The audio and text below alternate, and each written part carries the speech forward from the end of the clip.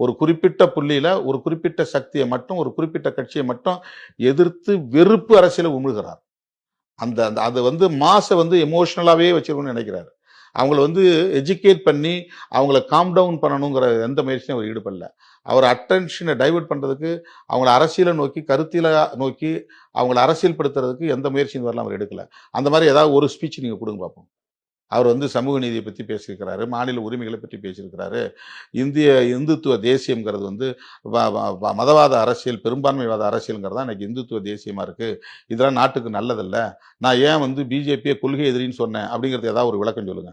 என்ன கொள்கை இவர் எதிர்க்கிறார்? பிஜேபியினுடைய கொள்கை என்ன? அதை சொல்லணும்ல தன்னுடைய தொண்டர்களுக்கு. பிஜேபியை கொள்கை எதிரின்னு சொல்றீங்க, திமுகவை அரசியல் எதிரின்னு சொல்றீங்க. You define what it is. என்ன அரசியல் எதிரினா என்ன, கொள்கை எதிரினா என்ன? கொள்கை இல்லாம அரசியல் உண்டா, அரசியல் இல்லாம கொள்கை உண்டா? அது என்ன வேறுபாடு?